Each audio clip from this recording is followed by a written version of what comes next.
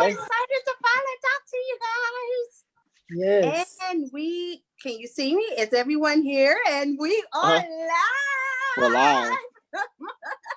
I am so super excited to talk to these two fabulous people. Go ahead and introduce yourselves, boos. I'm Nia Sapp. And I am Malik Brown. And what is the name of y'all's podcast? You are in the clutch. What? With Nia and Malik. Yes. Love it. Oh my gosh, my sweetness. I miss you guys so much. You just have no idea. This has been a crazy world for the media folks, all of us involved. Yes. Let's just get right into it. You know, the climate, the mood, the pandemic, everything in between. Nia, I want to start with you first because I know, Malik don't have a lot to say too, but we saw you protesting from afar, which was fabulous. Just talk a little bit about that experience for you and just, how you feeling? Honestly, so I actually went out there the first day they started protesting in Atlanta, a couple of days after George Floyd's death. And I had never protested before or anything. And honestly, it was really powerful. Despite, of course, the later reports with the looting and the rioting and stuff like that. The march was incredible, because at one point, I felt as though I'm literally walking the steps that my ancestors walked, for peace, for justice, for, speaking on systemic racism, just all types of different things. And of course, despite everything that's going on right now, I've been able to educate myself even more. And it's helped because it's like, yes, I have a small platform, but just letting my voice be heard and doing positive things and trying to figure out how we can come over systemic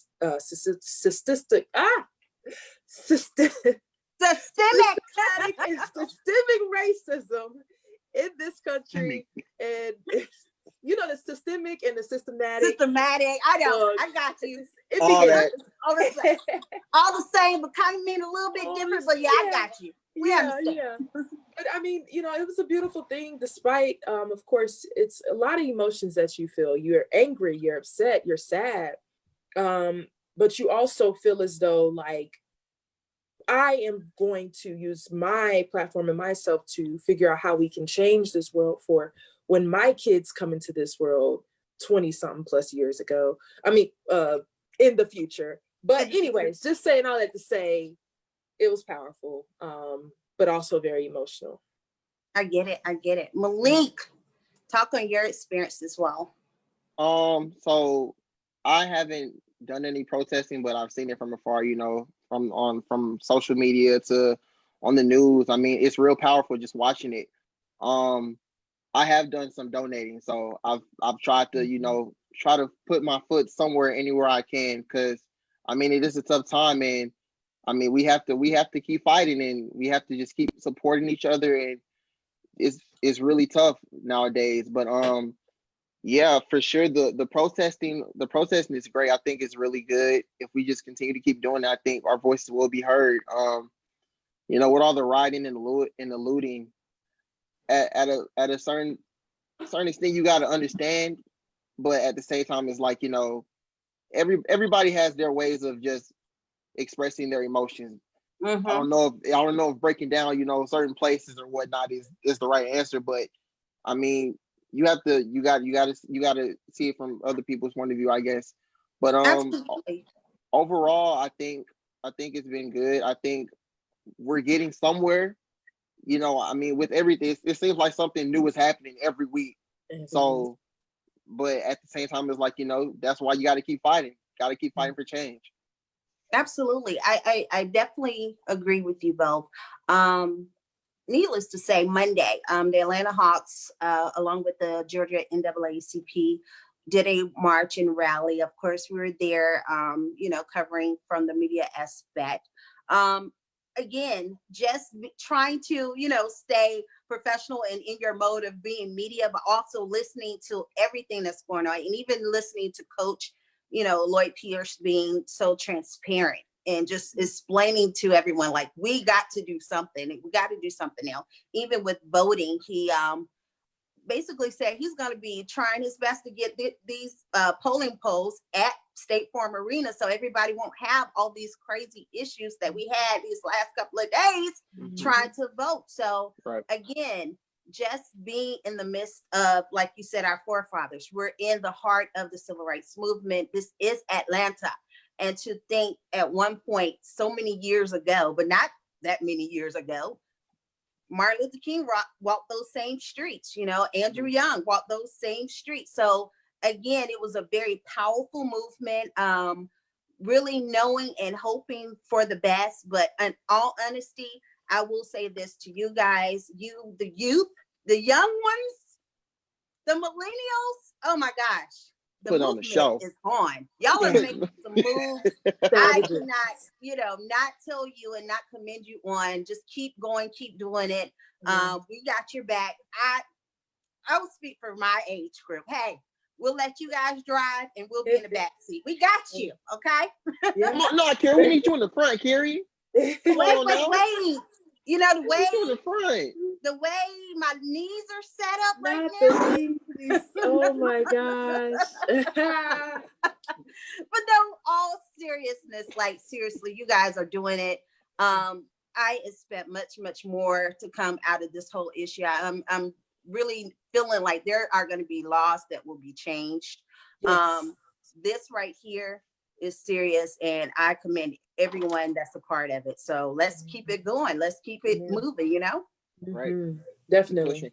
Now, while we're talking about the Atlanta Hawks, let's talk about today. John Collins, big man. Yes, sir. John Collins has been awarded the Jason Collier Memorial Trophy for the 2019-20 season.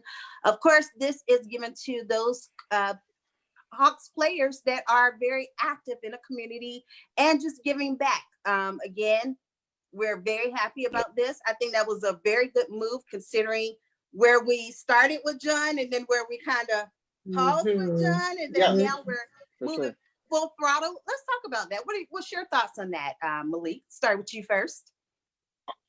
Yeah, I mean, I feel like, what happened in the past, it's the past. I feel like it was all a mistake, honestly. But if you put that aside, I mean, I feel like John Collins, since he's been in Atlanta, it's rookie season, I feel like he's really been doing a lot for the community. He's just really been in the forefront of all this, and he was the first player that got drafted by Travis Schlenk, if I'm not mistaken. So I mean, just for him being that guy, being the person to step up and just start this whole thing, and being able to go out in the community with just like him and Trey doing stuff in his community. But I think it's really good. I think he's really setting the tone, and he's gonna be here for a minute. I like it. I love that. Neil, what's your thoughts? A lot of growth. When I look at just how people have grown and where we came from with him earlier this season to now, I think of character development. And I mean, he's done a lot of good things around the city, but just to see like, okay, I'm coming back. I made a mistake, but I want everyone to know that the city means so much to me. And it's like, I really appreciate players using their platforms to do different things around this community, because I know the people of Atlanta, we appreciate them because, you have the youth looking up to you. You have a lot of these kids consider these players as their role models. So if you have a coach who is all around just an amazing person, not just a coach, but just an amazing person, that rubs off on your players. And so people can say what they want to say about the Hawks when it comes to basketball wise, but when we think of these young men, personality, their characters, their spirit, they're all amazing people, like every last single person on that roster. So I'm really, really proud of John.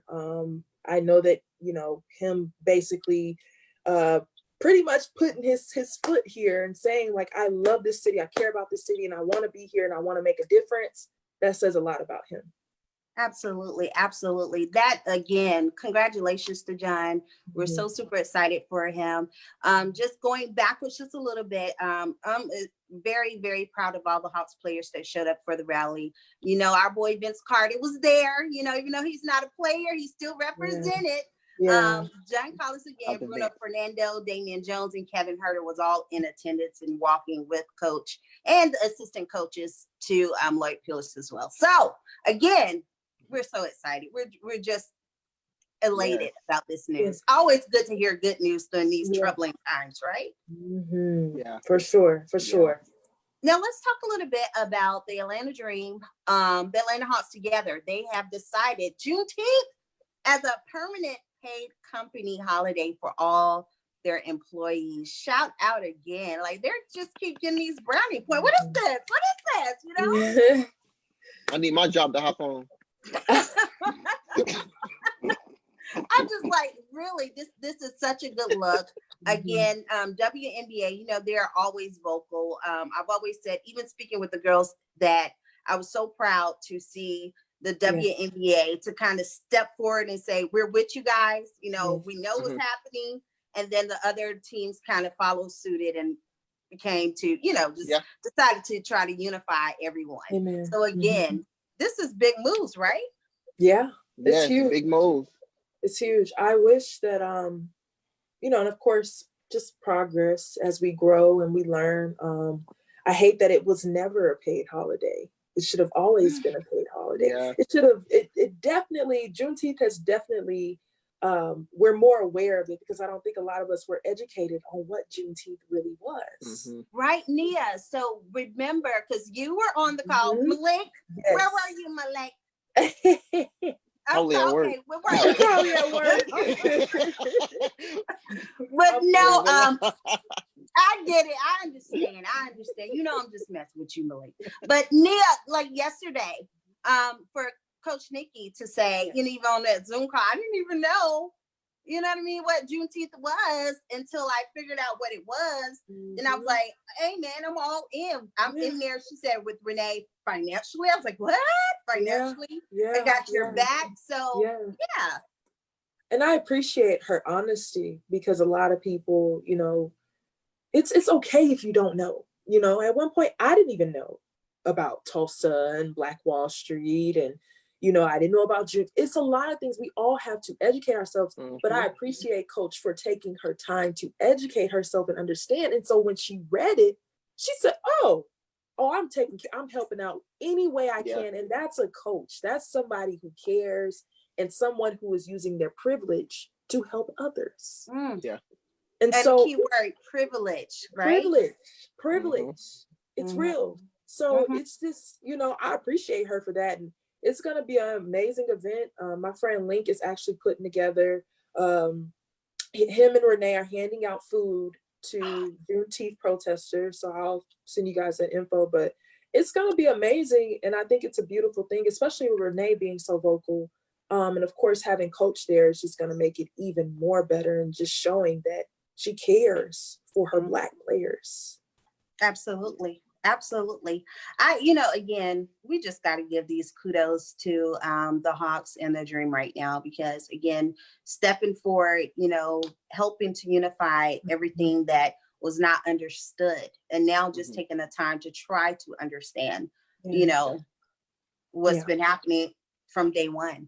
So from day one, literally. From day one, literally. I want to, you know, talk about something funny, or just, you know, let's ask, I guess my question to you guys is, what is it that we really actually do? Because I've had so many people, and I'm like, you don't know. Oh, boy. Like, you don't know what we do. I know you guys get that. And then it's like, what is it? Are you, your PR though, right? Not quite. Nah. But you know what I mean? It's media, but it's not quite what you think. Go ahead, Malik and Nia, whoever jumps in first, explain to the listeners, what is it that we actually do from a media standpoint? We let the people know that are not at the games, they're not watching the games, what's going on, basically. Like, usually when I'm at the games, I'm usually tweeting scores. I'm tweeting stuff that I'm trying to give people things that they may not see on the TV. I feel like that's where some of us feel. I feel like some of the most of the big media, they're always gonna post the same thing, you know. But as us, like for us, we're going to we might not go to Trae Young when he has a big night. We might go to Kevin Huerter or DeAndre Hunter, people that don't get that much attention, but still have a lot to say and important stuff to say. I feel like that's where I guess you could say as small folks, small media people, that's where we come in, you know. But I feel like as far as media, that's where we put our foot in. That's what we do. We don't try to focus on the big major stuff. I mean, it's good to focus on it because that's what's gonna come up on the headlines, but it's also the small stuff that doesn't get looked at, and that's where we come in. I get it. Yeah, that is true. No lies. That's the truth. You, Nia? Yeah, I mean, we're authentic, you know, like we are on the creative side of it where we have our small platforms, but we're able to tell the story a different way, you know. Of course, the big time, you know, whoever, the big networks and stuff like that, they come in, they do their jobs, they tell it black and white, you know. From us, we got a little twist to it. We'll do a little video, you know. You don't see too many people doing a video. We'll do a video at the end of each game, giving a wrap up, or we'll do some tweets. We interact with people. And again, like Malik said, you know, we don't just go to Trae Young and, you know, the LeBrons and James Hardens. We like to go to every single player because we are storytellers. And with us being such a small platform, number one, we are a family. And number two, we all think the same. We're all good people. We all have different angles from where we tell our story. And so that's what like is the beautiful thing about it, is that we can be ourselves still. But also doing what we love. So very authentic. We're authentic. Yes. We're all day. Thank you for explaining, because I felt like I was like, oh my gosh, if I have to say this one more time. And no, people, listeners, listen, we do not have their telephone numbers. We are not the hookup guy. Don't come we can't get you no tickets. We can't get you no. We don't get tickets. Right. We don't. Gosh. Do you have their, just because they see you interview people, they automatically assume you have an actual relationship. And I'm like, no. Exactly. Not at all. I don't have his number. I don't. Right. And I can't get you tickets. Look, the only difference between me and you is that I have a credential. Thank you. That's it. And they think another thing, they think we sit front row all the time. We don't sit front row. We don't be in the front. We in the top. That's right. Media. And don't let us cover no games at Georgia Tech because you in the nosebleed. Exactly. And if you do hockey, you'll be in the rafters. Okay. Right. So, but no, seriously, it's funny you mentioned the first table. So my funny story is when I first started like covering the WNBA. Nia, you probably saw me there because this was like a long time ago, way before Coach Nikki was there, and they were, I think it was called Phillips Arena. It was still, you know, State Farm was Phillips Arena. So, you know, I didn't know where to go. I had, you know, we're talking about credentials. You mentioned like, where do we get our credentials at? I didn't know where to go. I went through the main entrance. Then I had to get somebody to call downstairs to have somebody bring the credentials to me. And then I plopped myself at the front table, girl. I did. I was so, like, I've never told this story. And I was like, until the guy, he came, I can't remember who it was, but it was way before Dan. He was like, and I was like, did my walk of shame? And needless to say, I was not allowed to cover that season. So, oh my God. It was so bad. But then I was so embarrassed by the fact that I messed up so bad. But, you know, again, I always say to people that's coming in trying to do what we do, listen, we've all had errors. We've all made mistakes. We've all, you know, all the time. have had situations where we was like, you know what? I don't know if this is for me. I think I might need to. Oh, yeah. For sure. All the time. I don't know. But to continue, just keep going on, just keep pushing forward. Your breakthrough will come. Yes. Trust and believe. I starting out had so many no's. No. That was my middle name. So now that when we do get yes, it's like a blessing. It's like you have no idea how many no's we had before, but trust and believe whoever is listening, if you want to go and venture into the media world, there will be no's. There is part of it. Plenty of no's. Yeah, for sure. Plenty of no's. Plenty. But you got to get out there, show what you can do, and just keep going. Just keep going, and you'll get a yes, right? Yeah, just do it. Yeah. Just do it. Especially if, like, no one's going to believe in you if you don't believe in yourself. That's true. And so, I was just having this conversation with Malik yesterday. I'm like, look, I'm about to buy this $1,000 camera, and I'm going to just go do it. Just go do That's it. Yeah. Just do it. Be done. That Mac desktop too, right? No. We're gonna go find a place where I can go rent and use that. Right. Baby, that is not in my budget. But get it done. Ultimately, seriously, you just got to do it. Because a Just lot do of it. times in situations with us, they'll give us rent credential. And sometimes you have to just make that credential work. Whether you're the photographer, whether you're the sideline correspondent, whether you got to do multitask and tweets. Yes. And put stuff on social media. Yeah, you gotta do it all. You everything. And you gotta think about what you're gonna say in your wrap up. You gotta make sure you're thinking of the questions to ask. If you wanted to ask that important question, you gotta write it down, because I know I have to write everything down. When I see something in the game, I gotta write it down because I'm not gonna remember. It's a lot. It's a lot. It is. It is. Yeah. For sure. That's helpful for me. Now, Malik, do you write things down a lot? Because I know you're over there fast paced. Every time I turn around, Malik, what you doing? Malik. I don't really write that much. I try to remember. If I write something down that I think that I won't remember, but other than that, y'all don't really write much. I'll probably write a little bit notes for the first half and the second half, and then when it's time to do the wrap up, that's probably when I had the most trouble. That's probably why I should write more, because I'll probably be there for about 20 minutes saying the same thing over and over. But practice makes perfect. So I'm cool. I get it. And all of us, like, it's what works best for you.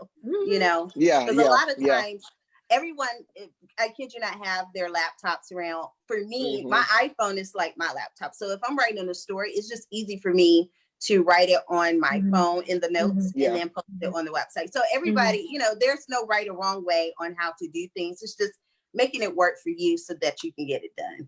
Amen. Yeah. Yes. So let's talk about some interesting news. I guess it's positive, right? Colin Kaepernick. Roger Goodell, he has encouraged the teams to sign your boy Colin. Who wants to take that? Go ahead, Nia. I got a lot to say, Malik. You sure? Go ahead. Matter of fact, now let me, because you gonna have I'm in here. Yeah, let me just get mine off real quick. Go ahead. You know how I feel about the NFL. My man, he's been kneeling for a minute now, and I guess nobody understood why. But it seems like now, since all this is happening, you finally get it. And it's like, you should have understood when he first started doing it, when all the players started, supporting him and doing it themselves. Like, it wasn't about the flag. This is about what we're going through right now. And it seems like now these companies or whatnot, they're doing it because they don't want backlash. Like, they're doing it because they want to save face. And I feel like that's where Roger Goodell is coming. He's not doing it because he genuinely thinks that he should be signed. He's doing it because he doesn't want any backlash. And I feel like that's what's been going around a lot recently. But I just feel like, why did it take so long? It shouldn't have took so long for him to act upon this. I'm speechless. I'm listening. I'm listening. Go ahead, Nia. You go ahead now. Let me get my Bible out for Nia real quick. Yeah. I got a sermon. I think it's just funny how the narrative has completely changed from 3 years ago. Mm-hmm. Now, taking it back to when Black Lives Matter just had first started, and they were saying, oh, Black Lives Matter is racist, it's a terrorist group, it's this, it's that. You know, we've never hurt anyone, never harmed anyone, none of that. Colin, peacefully protesting by kneeling. That's it. He never went to Twitter and said, yeah, the NFL is so racist, or, you know, I'm not standing for no flag. You know, he just kneeled. Mm-hmm. So we have literally been going through all of this turmoil, all of these back and forths, all of this he said, she said. He was blackballed. Yeah. They blackballed him. Now, because see, what goes around must come back around. Now, America has seen a man lose his life in 8 minutes and 46 seconds. It had to take a man who was on video. Now, not to mention, we've had other people die from police brutality that's been recorded and no justice has been served. So that's the reason why Colin is kneeling. So now we have a police officer who's kneeled on a Black man for 8 minutes and 46 seconds. So I don't think it's genuine, because, you know, he had that workout a couple of months ago and nobody wanted to pick him up.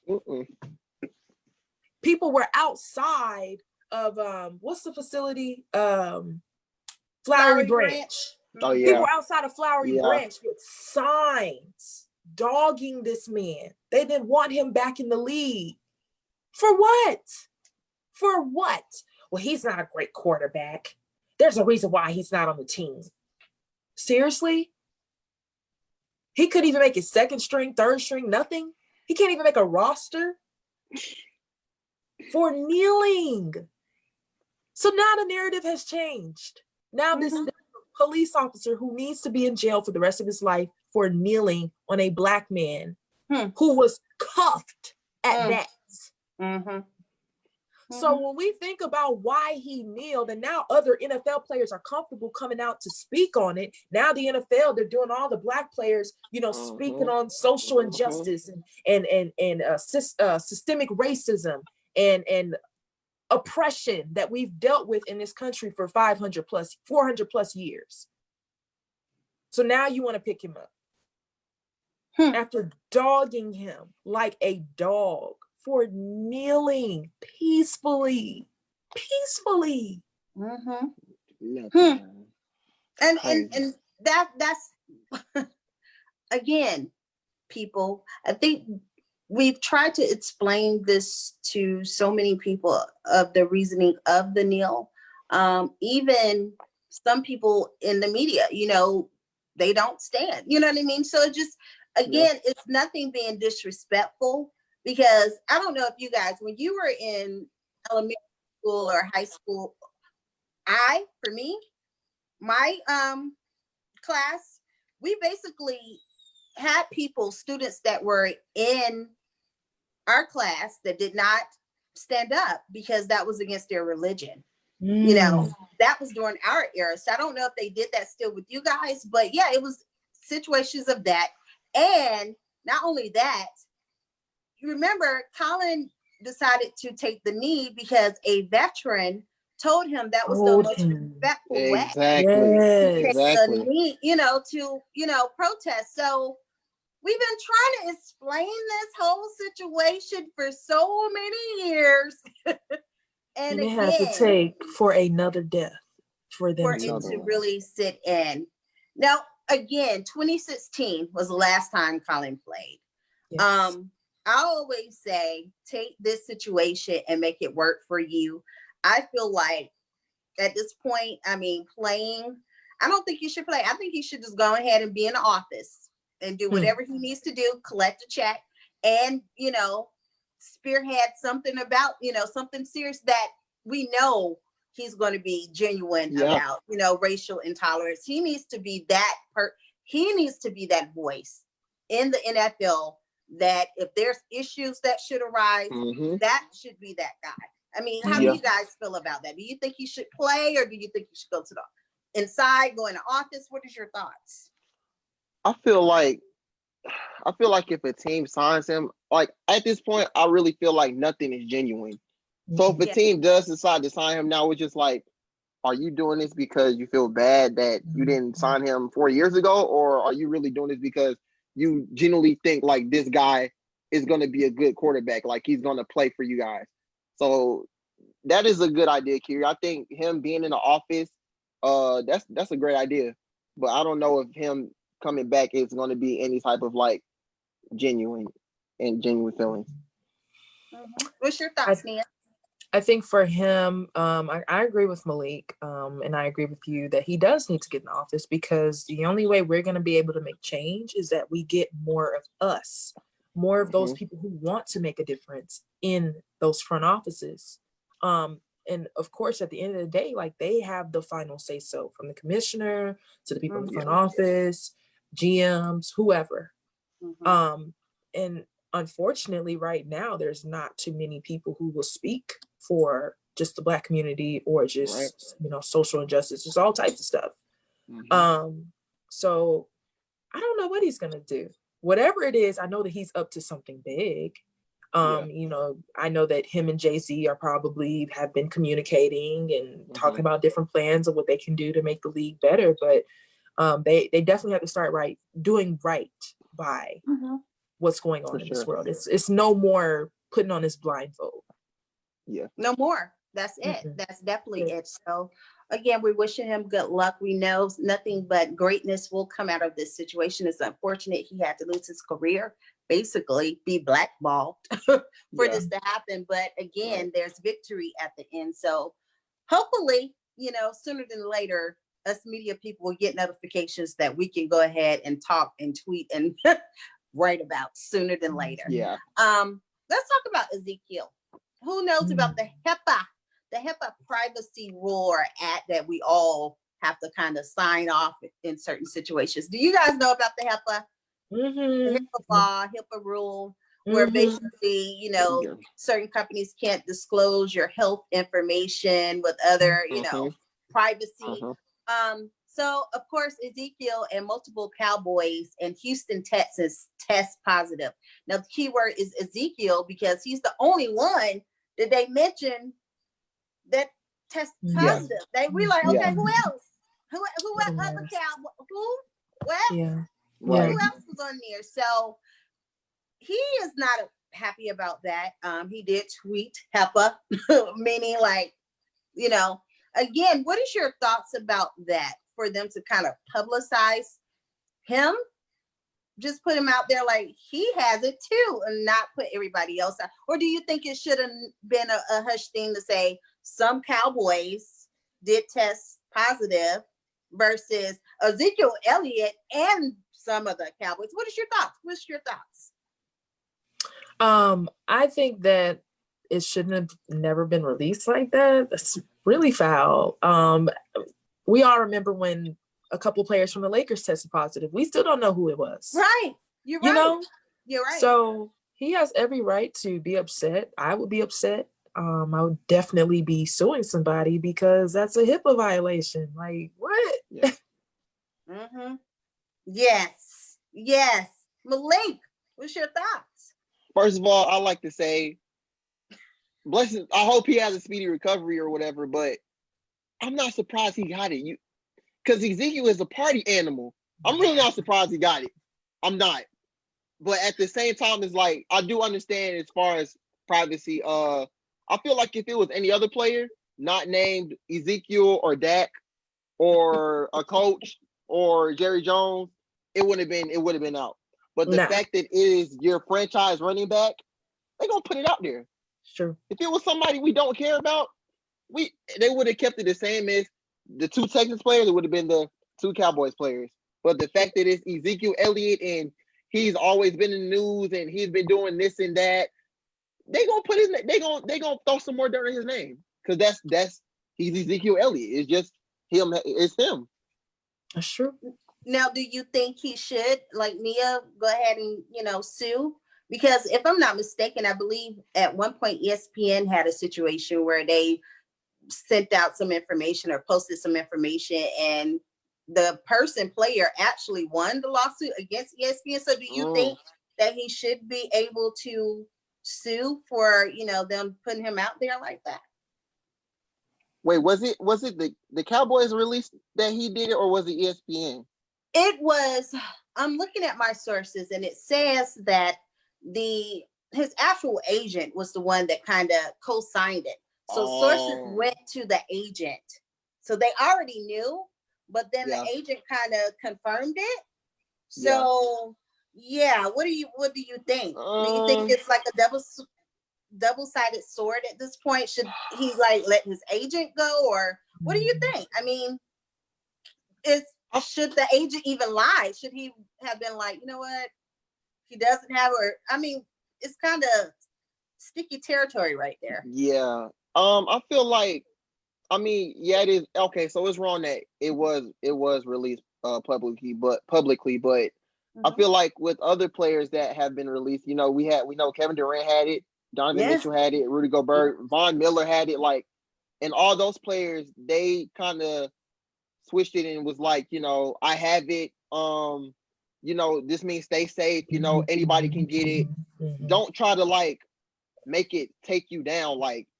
It seems, because the way it seems like he's gonna go ahead that way. Why did they do this? But he could turn this into a positive story if he just plays it right. I feel like he should play it right and not try to do anything crazy, because then his name gonna blow up even bigger. So do the right thing. That's true. That's a good point. Oh my gosh. But again, we wishing Ezekiel much health and wellness. Again, I know. Say that again, Malik. Party animal man. Look, safely practice social distancing. Please. Because we're still in the pandemic. Yes. A lot of us have tried to get comfortable, but again, I'm still scared. I rarely go out. The Hawks rally was one of the first, probably second events I've done, and now that everything is going to Florida, let's talk about that too. Going to Florida, everybody's going to Florida. Yep. Everyone's Atlanta Dream. They'll be going to Florida, not Orlando, but will be a part of a team that will have 22 game season. Nia, talk a little bit about the Dream before we go, because I know I still had a lot of questions about it. I was just like, okay, so what does that mean for the media? Do we do Zoom calls? I mean, how are they going to pull this off? I did ask, okay, so there's not going to be any fans, so will there be artificial sounds, to keep the momentum going and keeping the energy high? But they said no, and as of right now, plans are going full speed ahead to be a part with the rest of the WNBA teams to play in Florida. Yeah, what's your thoughts? It's a lot of interesting things, because we also are waiting for players to see who opts out, for the season. And I personally feel like they don't have anything together. I kind of just think they're putting ideas together and kind of just releasing it. Like, okay, we're just gonna say we're going to IMG, But I mean, the freaking the coronavirus has increased in Florida, and they just had to shut down because that second wave just hit. So I don't know, and I know that Coach Nikki Collins, she was talking about that yesterday, that she just it's not really for it, but I think that okay, they do end up going to Florida and the season goes on or whatever. It's going to be a lot of different things that people bring up about their concerns. TV time, because we got to remember, playing at the same time as NBA now. If MLB decides to come back this season, you got to think about that too. And so, I think it's going to be a mess. I'm not going to lie to you. I really do. It's very, again, it's like all the teams and leagues are coming together all at once. Like what, whether the NBA would be on their off season, then here comes the WNBA, and then here comes everything else. It just seems like everybody has started almost at the same time. I know MLS will be starting pretty soon in Florida. I also know, of course, Atlanta Hawks won't be a part of those teams that will be in Florida for the NBA, but they're going to be going to Florida. Again, WNBA, IMG Academy in Florida, 22 regular season games in Florida. Malik, what's your thoughts? It sounds good on paper. It really does. When you read what you read the guidelines and everything they have planned for the players. Like yesterday, I know they released like a 133-page guideline for the WNBA on like these different phases they have going on and like what the players are going to be able to do when they're out there and the food and the games. It sounds really good from the outside, but when you actually get there, is it going to be, that fun? It just doesn't seem like it seems like something could go wrong. I wouldn't be surprised if something went wrong. Then they talk about, you're going to have a band on, letting you know when somebody's close to you or something like that. It's really a lot. It seems frustrating, honestly, going around just trying to be careful and trying to play games and stuff. And it's a lot. It's really a lot to take in, but I want to see how it goes. I really do. That's all we can do, I'm thinking about also, because I know like Coach talked about it a little bit yesterday, just saying like, it kind of feels like it's just going to be one big old AAU tournament, and they're going to be there for yeah. And I'm just thinking about how players are used to traveling to different cities every other week, and now you're going to be in a bubble site for the whole season, living over the whole season. What's that, 90 days, right? You're not coming home. Yeah. It's very interesting that you say that, because even the last couple of weeks I've done Zoom calls with LA United, and some of those players' concerns were, look, our families, we're going to be away from our families. We have to understand we're still in the pandemic and the safety. What about that? So again, they're moving full throttle, full speed ahead. And it just seems like there's a lot of concerns still with a lot of those players, but they feel like, I don't want to really speak for them, but it almost feels as if, what can you do? We just got to do what we got to do to get the job. That's kind of how it feels like they kind of have their reserves as well. You know what I mean? Yeah. If that makes sense. Because some players don't need the money, you feel me?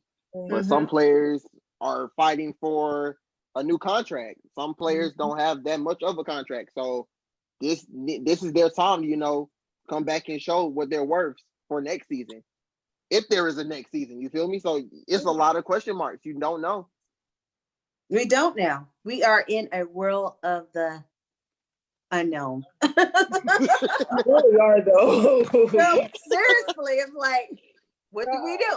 But no, what I do now, I am so happy that you guys talked with me. It's been so amazing. I know we went over our time. Please forgive me. I just love talking to you. I'm surprised we didn't go longer. We should have went longer. We should have went longer.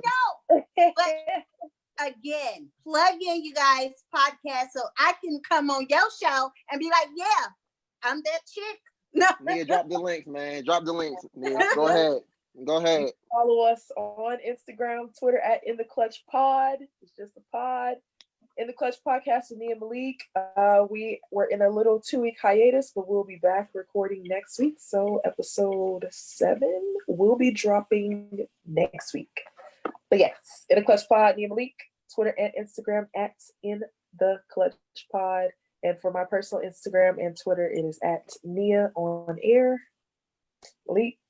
And mine is _ Malik ATL for Instagram and Twitter.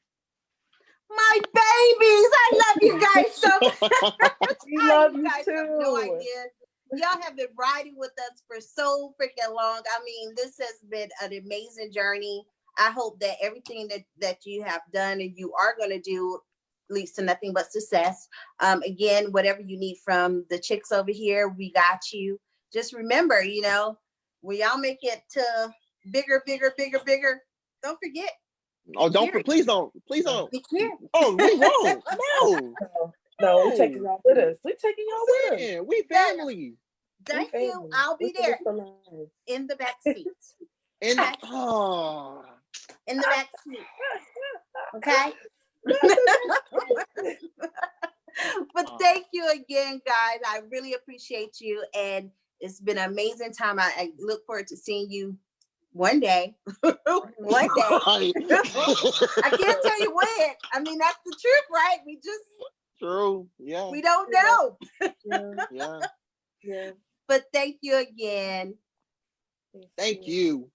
All right. Bye, guys. See ya.